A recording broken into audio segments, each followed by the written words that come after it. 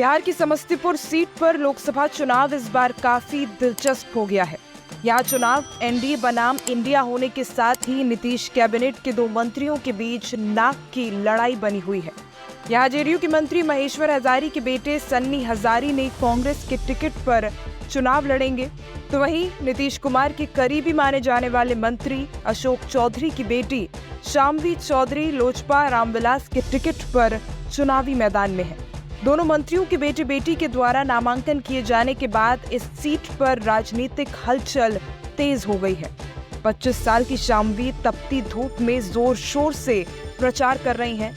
वहीं स्थानीय बनाम बाहरी के मुद्दे को तूल देकर कांग्रेस के प्रत्याशी सन्नी हजारी बाजी मारने की पूरी कोशिश में दिन रात लगे हुए हैं। शाम्वी चौधरी के पिता अशोक चौधरी बेटी के पक्ष में चुनाव प्रचार करने के लिए समस्तीपुर में ही अपना डेरा डाले हुए हैं। वहीं कांग्रेस प्रत्याशी सन्नी हजारी के पिता महेश्वर हजारी अपने बेटे को जिताने के लिए लगातार समस्तीपुर में कैंप किए हुए हैं। जाहिर है दो मंत्रियों की साख दांव पर है।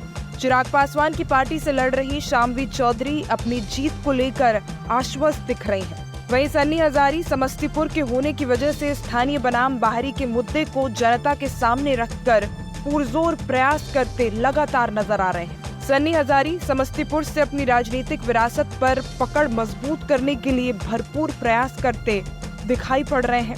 सन्नी हजारी एनआईटी से इंजीनियर हैं, तो वहीं शाम्वी अभी भी पीएचडी कर रही हैं। दोनों उम्मीदवार अपने परिवार की तीसरी पीढ़ी हैं, जो राजनीति की बागडोर को मजबूती से थामे हुए एक दूसरे का आमना सामना कर रहे हैं। सन्नी हजारी के पिता महेश्वर हजारी परिसीमन के ठीक बाद भी समस्तीपुर से सांसद रह चुके हैं।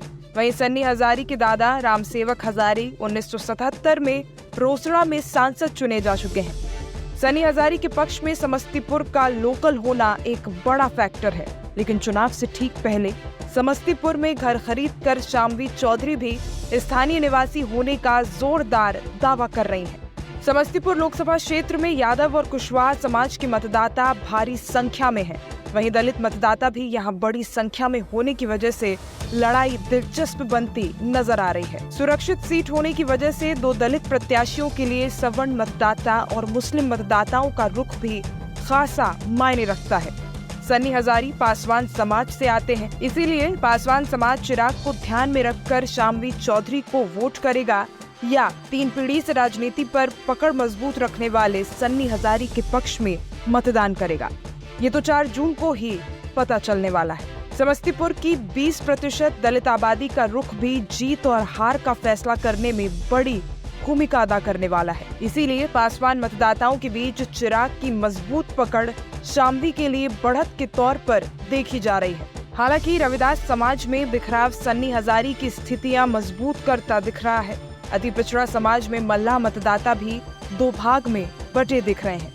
एक तबका मुकेश साहनी को नेता मानकर कांग्रेस के पक्ष में खड़ा दिख रहा है, तो वहीं दूसरा तबका मोदी के नाम पर वोट करने का मन बनाता नजर आ रहा है। जाहिर है अति पिछड़ा समाज और सवर्णों की बड़ी आबादी शाम्वी के पक्ष में साफ साफ वोट करने की बात कर रही है। वहीं यादव और मुसलमान केंद्र में परिवर्तन की बात करते हुए महंगाई और बेरोजगारी को बड़ा मुद्दा बताते हैं और राहुल गांधी को पीएम बनाने की बात साफ साफ करते हैं। समस्तीपुर लोकसभा क्षेत्र में 6 विधानसभा सीटें हैं, जिनमें से 5 सीटें एनडीए के पास हैं। ऐसे में विधानसभा और पिछले 2 लोकसभा को देखते हुए एनडीए मजबूत नजर आ रही है, लेकिन लोकसभा चुनाव में कुशवाहा समाज के 5 प्रत्याशियों का महागठबंधन द्वारा टिकट दिए जाने के बाद कई लोकसभा सीट पर लड़ाई कांटे की हो चुकी है। शाम्वी चौधरी के लिए नीतीश कुमार से लेकर लोकल कद्दावर नेता विजय चौधरी समेत सम्राट चौधरी और पीएम तक वोट मांगने का काम कर रहे हैं। वहीं सन्नी हजारी के पक्ष में पिता महेश्वर हजारी प्रचार का जिम्मा थाम कर जेडीयू से अलग राह इख्तियार कर चुके हैं।